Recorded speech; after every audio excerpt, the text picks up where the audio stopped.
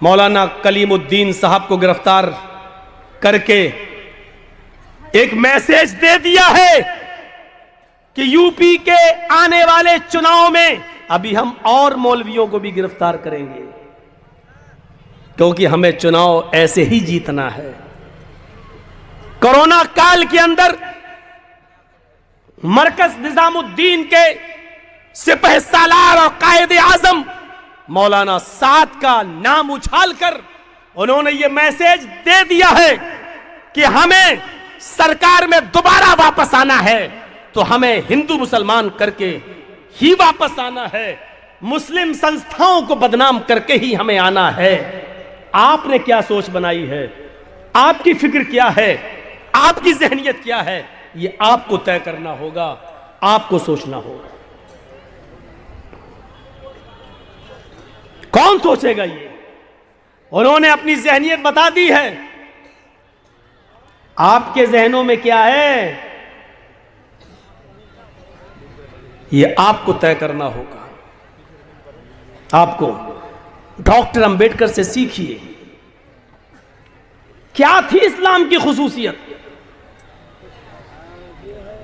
آج بھی اسلام کی خصوصیت یہی ہے جس کے دنیا دنگ رہ گئی ہے، اور اسی لیے مسجدیں بننے نہیں دی جا رہی ہیں۔ ہماری مسجدوں کو اسی لیے توڑا جاتا ہے، جلایا جاتا ہے، شہید کیا جاتا ہے، کیونکہ اس سے مساوات کا درس ملتا ہے جو غیر قومیں اس کو دیکھنا نہیں چاہتی ہیں۔ کسی بھی مندر میں گھس جاؤ، ایک ساتھ بیٹھ کر سارے پنڈتوں کو اور سارے ہندو بھائیوں کو آپ نے ایک ساتھ پوجا کرتے ہوئے نہیں دیکھا ہوگا۔ وہ کرنے کے لیے تیار بھی نہیں ہے۔ ان کی پرابلم تو یہی ہے، ان کی پریشانی تو یہی ہے کہ یہ مسلمانوں کی مسجدوں میں لوگ ایک ساتھ نماز پڑھتے ہیں، ایک ساتھ جھکتے ہیں، ایک ساتھ کھڑے ہو جاتے ہیں، ایک ساتھ اٹھتے ہیں، ایک ساتھ بیٹھتے ہیں۔ ہمیں دیکھتا ہے بازار میں ہمارا دشمن تو چہرہ گھما لیتا ہے، دور بھاگ جاتا ہے، وہ ہم سے آنکھوں سے آنکھیں ملانے کے لیے تیار نہیں ہے۔ لیکن اللہ کا گھر ایک ایسا گھر ہے جہاں دشمن بھی جاتا ہے، دوست بھی آتا ہے، لیکن دشمن سے آنکھیں نہیں چراتا ہے۔ ایک ویرودھی دوسرے ویرودھی کو مسجد سے نکال نہیں سکتا ہے، بھگا نہیں سکتا ہے۔ وہ یہ بھی نہیں کہہ سکتا ہے چل ہٹ پہلے ہم نماز پڑھیں گے، تو بعد میں نماز پڑھ لینا، ابھی ہٹ میں مسجد میں آیا ہوں، تو ابھی اس مولوی کے پیچھے نماز نہیں پڑھ سکتا ہے، تو بعد میں آنا۔ وہ جانتا ہے یہی تو پرابلم ہے غیر مسلموں کی کہ وہ ہماری مسجدوں میں اتحاد دیکھتے ہیں، سمانتا دیکھتے ہیں، برابری دیکھتے ہیں، دشمن کو دشمن سے آنکھ ملاتے ہوئے دیکھتے ہیں، پیروں سے پیر ملاتے ہوئے دیکھتے ہیں، کاندھے سے کاندھا ملاتے ہوئے دیکھتے ہیں۔ ان کو یہ چیز ہضم نہیں ہوتی ہے۔ یہی تو خصوصیت تھی اسلام کی جس سے دشمن بھی پریشان ہے۔ لیکن افسوس یہ ہے ہمارے اتحاد سے، ہماری اجتماعیت سے، ہماری ایکتا سے غیر مسلم پریشان ہے، لیکن چناؤ کے موقع پر ہماری ایکتا کہاں چلی جاتی ہے؟ الیکشن کے موقع پر ہمارا اتحاد کہاں چلا جاتا ہے؟ ہمارے ووٹوں کا بٹوارا کیوں ہو جاتا ہے؟ جس اسلام نے اٹھتے بیٹھتے لیٹتے سوتے جاگتے کھاتے پیتے ہمیں اتحاد سکھلایا ہو، اجتماعیت سکھلائی ہو، زکوٰۃ ہو تو اجتماعیت کی غریبوں کا خیال رکھو، نماز ہو تو اجتماعیت کی سب آپس میں ایک دوسرے کے ساتھ مل جاؤ، حج کا میدان ہو تو اجتماعیت کی پوری دنیا کا انسان ایک ہی میدان میں جمع ہے۔ عرفات کے میدان میں کالا بھی ہے، گورا بھی ہے، امیر بھی ہے، غریب بھی ہے، فقیر بھی ہے، غنی بھی ہے، لمبا بھی ہے، چھوٹا بھی ہے، ٹھگنا بھی ہے، اونچا قد بھی ہے، ہر قسم کے لوگ ایک ہی میدان میں جمع ہو گئے۔ عید کے دن سب ایک ساتھ جمع ہیں، بقرہ عید کے دن ایک ساتھ جمع ہیں۔ جس اسلام نے ہمیں اجتماعیت کا درس دیا تھا، پاٹھ پڑھایا تھا، الیکشن کے موقع پر وہ درس کہاں چلا جاتا ہے؟ ہماری ایکتا کہاں چلی جاتی ہے؟ ہماری اکھنڈتا کہاں ختم ہو جاتی ہے؟ ہمارے ووٹوں کا بٹوارا کیسے ہو جاتا ہے؟ پھر جو ہم نہیں چاہتے وہی چیز پھر وجود میں آ جاتی ہے۔ سوچو، انہوں نے اپنی ذہنیت کا اعلان کر دیا، اپنی مانسکتا بتلا دی۔ تمہاری مانسکتا کیا ہے؟ غور کرو اور سوچو۔ ہم تو مولوی ہیں، ہم تو اسلام سے آپ کو جوڑ رہے ہیں، یہاں سے سیکھو۔ اور دیکھو مولوی جرجیس بازار میں گیا، آپ نے دیکھا یہ تو میرا ویرودھی ہے، آپ کی دکان کے سامنے میں بیٹھا، آپ آئے، آپ نے بھگا دیا، مجھے بھاگنا پڑے گا۔ آپ کے گھر کے سامنے بیٹھے، آپ نے بھگا دیا، مجھے بھاگنا پڑے گا۔ میرے سامنے سے تم گزرے، میں پاورفل ہوں، میں نے تمہیں بھگایا، تمہیں بھاگنا پڑے گا۔ تصور کیجئے، یہاں اذان کی آواز آتی ہے، حی علی الصلاۃ، آ جاؤ نماز کے لیے۔ اس آواز کو سن کر ایک غریب آدمی، ایک مسکین آدمی، ایک رکشہ چلانے والا آدمی، ایک مزدوری کرنے والا آدمی، 200-300 روپے روز کمانے والا آدمی، لوگوں کا سامان اپنے سر پہ لاد کر کلی گیری کا کام کرنے والا ایک آدمی اس اذان کو سن کر مسجد میں جاتا ہے۔ ہاں وہ خانے کعبہ میں جاتا ہے، وہ مزدور ہے، غریب ہے، اور پہلی صف میں جا کر بیٹھ جاتا ہے۔ لائن سے صف لگ گئی ہے، صف کے اندر اب جگہ باقی نہیں رہی ہے، کوئی بھی آدمی پیچھے آتا ہے تو وہ صف کے اندر اب نہیں جا سکتا ہے۔ ہاں پہلی صف بھر گئی ہے، اس صف کے اندر ایک قلی بھی ہے، مزدور بھی ہے، غریب آدمی بھی ہے، 100-200 روپے روزانہ کما کر اپنے بیوی بچوں کا پیٹ پالنے والا بھی ہے، رکشہ چلانے والا بھی اسی پہلی صف میں موجود ہے۔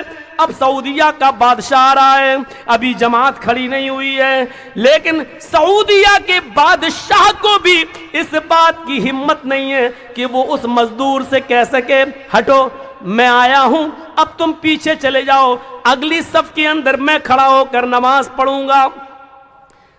کسی امیر سے امیر آدمی کی طاقت نہیں ہے کہ اس غریب کو اگلی صف سے ہٹا دے اور اس کی جگہ پر خود کھڑے ہو جائے۔ نہیں، اگر وہ ہٹاتا ہے تو وہ ناکارہ مانا جائے گا، نامراد مانا جائے گا۔ اب اس غریب آدمی نے چونکہ پہلے آ کر پہلی صف میں جگہ لے لی، اب اس کو پہلے صف کے ثواب سے آپ نہیں روک سکتے ہو۔ بادشاہ صاحب، آپ بعد میں آئے ہو، آپ پیچھے کھڑے ہو جاؤ، اپنے دربار خلافت سے جس کو چاہو بھگانا بھگا دو، لیکن یہ اللہ کا گھر ہے، تمہارے باپ کی زمین و جاگیر نہیں ہے کہ یہاں سے جس کو چاہو بھگا دو، نہیں بھگا سکتے ہو، یہ اللہ کا گھر ہے۔ ایک غریب آدمی کو بھی یہ پاور اگر کسی نے دیا ہے کہ اس کو اس کی صف سے، اس کو اس کی قطار سے کوئی نہ ہٹائے تو وہ اسلام ہے۔ اسلام کی اسی خوبی کو دیکھ کر تو ڈاکٹر امبیڈکر اسلام لانے کو تیار ہو گیا تھا، لیکن ہمارا کردار، ہماری نا اتفاقی، ہماری فرقے بازی جب دیکھی تو اس نے اسلام کو بھی چھوڑ دیا۔ مسلمانوں میں اتنے فرقے، اتنے طبقے، اب اسلام لانے کے بعد بھی ہمیں سوچنا پڑے گا کہ حنفی بنے کہ شافعی بنے کہ مالکی بنے کہ حنبلی بنے کہ اہل حدیث بنے، کیا بنے؟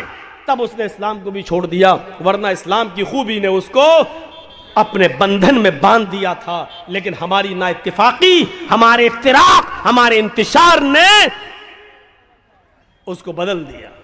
پھر وہ گوتم بدھ کے دھرم کو سویکار کرنے پر مجبور ہو گیا، بدھسٹ بن گیا، لیکن اسلام سے متاثر ہو کر جانے والا تو پتا چلا کہ اسلام اس کو سب سے اچھا لگا، لیکن ہمارا کردار سب سے بیکار لگا، ہمارا اخلاق سب سے بیکار لگا، ہماری لڑائیاں سب سے بیکار لگیں۔ اس لیے کتنا بڑا نقصان ہوا کہ ڈاکٹر امبیڈکر اسلام نہیں لا سکا۔ دنیا کے اندر کوئی شخص اس غریب آدمی کو مسجد سے آج بھی ہماری مسجد میں اگر کوئی پہلی صف میں آ جائے اور بیٹھ جائے، یہ الگ بات ہے کہ مولانا جرجیس کو دیکھ کر آدمی خود اپنی جگہ دے دے کہ آئیے آپ یہاں آگے آ جائیے، یہ ایک الگ بات ہے، لیکن حقیقت یہ ہے کہ مولانا جرجیس کو پاور نہیں ہے کہ اگلی صف سے ہم کسی کو ہٹائیں، کسی کو بھگائیں اور کسی سے کہتے کہ تم پیچھے چلے جاؤ، آگے ہم نماز پڑھیں گے، یہ پاور ہمیں حاصل نہیں ہے۔ अपने अपने घरों में लड़ना, अपनी अपनी दुकानों में लड़ना, अपने अपने बाजारों में लड़ लेना, लेकिन हमारे घर में आना तो कदम से कदम मिलाना पड़ेंगे, टखने से टखना मिलाना पड़ेगा, कांधे से कांधा मिलाना पड़ेगा। कअन्नहुम बुनियानुम मरसूस, ऐसे बनना पड़ेगा जैसे तुम शीशा पिलाई हुई दीवार हो। झगड़ा नजरअंदाज करना पड़ेगा, लड़ाई झगड़े बालाए ताक रखना होंगे। यहां आप अगर अपने दुश्मन के बगल में जगह मिलेगी तो उसके पास ही खड़े होकर नमाज पढ़ना पड़ेगी। हाँ, अगर तुम्हारा विरोधी तुम्हारा दुश्मन आलिम है और उस मस्जिद का इमाम है तो वही नमाज पढ़ाएगा और तुम्हें उसके पीछे नमाज पढ़ना पड़ेगी। मेरे प्यारे साथियों, इस्लाम ने हमें ये दर्स दिया है, इस्लाम ने हमें ये एकता का पाठ पढ़ाया है। लेकिन आज कहाँ चली गई हमारी समानता, कहाँ चली गई हमारी इंसानियत, कहाँ चला गया हमारा इत्तेफाक, कहाँ चला गया हमारा इत्तेहाद। मेरे प्यारे भाइयों, आज इस्लाम की वो खूबी कि जिसको अल्लाह के नबी सल्लल्लाहु अलैहि वसल्लम ने यूं बयान किया था, तरल मुमिनीना फी तराहुमिहिम व तआतुफिहिम व तवातीहिम, मोमिन मोहब्बत में और अत्फ लुत्फो करम में, अफू दरगुजरी में एक जिस्म के मानिंद होता है। मुसलमान एक जिस्म की तरह होता है। अगर जिस्म के एक हिस्से को तकलीफ पहुंचती है तो पूरा का पूरा जिस्म दर्द से कराहता है। कभी आपने सुना है उंगली कट गई हो तो दूसरे हाथ ने कहा हो मुझे क्या मतलब, भक्त तेरे हाथ की उंगली कटी है, मेरा तो सही है। कभी सोचा है आपने, कभी गौर किया? पूरा जिस्म ये कह रहा हो उंगली कटी, मुझे क्या मतलब? नहीं, अगर उंगली कटी है तो दर्द पूरे जिस्म को होता। अल्लाह के रसूल ने क्या मिसाल दी है, अपने मुआशरे के अंदर मुसलमान ऐसा ही होता है। एक को तकलीफ पहुंचे तो वो तकलीफ एक की नहीं होनी चाहिए, पूरे मुआशरे की, पूरे समाज की होनी चाहिए। आपके गांव में अगर एक गरीब लड़की बैठी हुई है, उसकी शादी नहीं हुई है, जवानी की दहलीज तक पहुंच चुकी है, गरीबी की हालत की वजह से उसका बाप उसका हाथ पीला नहीं कर पा रहा है, तो ये उस एक गरीब की लड़की नहीं बैठी, पूरे मुआशरे, पूरे समाज की बेटी बैठी हुई है। और उसकी शादी न होने का दर्द पूरे समाज, पूरी सोसाइटी को हो रहा है, होना चाहिए। अफसोस है, उस गरीब लड़की का दर्द पूरे समाज को होना चाहिए, लेकिन नहीं, दर्द उसका होता है मोटरसाइकिल मिलेगी या नहीं मिलेगी, एक कट्ठा जमीन मिलेगा कि नहीं मिलेगी, दर्द उसका होता है। हमें बनाया क्या था और हम बन क्या गए, और बनना क्या चाहिए था हमें और बन क्या रहे हैं हम, ये सब चीजें सोचने की हैं। आज हालात ये हैं, एक आदमी की एक दुकान है और दूसरे आदमी की ये दुकान है। ये चाय की दुकान खोला है, वो भी चाय की दुकान खोला है।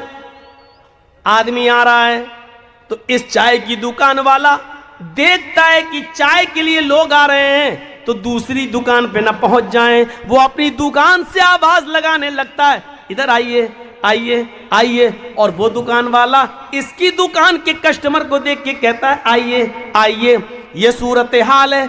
आज हमारा नाम मोहम्मद असलम है, दूसरे दुकान वाले का नाम मोहम्मद अकरम है। ना असलम को अकरम की फिक्र है, ना अकरम को असलम की फिक्र है। असलम अकरम के कस्टमर चाहता है कि मेरी दुकान पे आ जाएं, अकरम असलम के कस्टमर चाहता है कि मेरी दुकान पर आ जाएं। पढ़िए तज़किरतुल हुफ़ाज़ अल्लामा शमसुद्दीन ज़हबी की। अल्लाह के नबी सल्लल्लाहु अलैहि वसल्लम के सहाबा ऐसे न थे। दो सहाबियों की कपड़े की दुकानें और पास ही पास में है। एक कस्टमर आया, एक सहाबी की दुकान पे जाके कपड़ा खरीदता है, कपड़े की सौदा हो जाती है, कपड़ा लेके चला जाता है। उस कपड़े वाले का कपड़ा देखकर दूसरे आदमी को कपड़ा पसंद आया, वो फिर उसी दुकान पे दूसरा आदमी आता है, उसने भी कपड़ा लिया और चला गया। तीसरा कस्टमर आता है, उसने उसी दुकान से एक तीसरा कपड़ा लिया और चला गया। चौथा कस्टमर आता है, वो उसी दुकान पर पहुंचता है और कहता कि भाई वैसा ही कपड़ा मुझे चाहिए।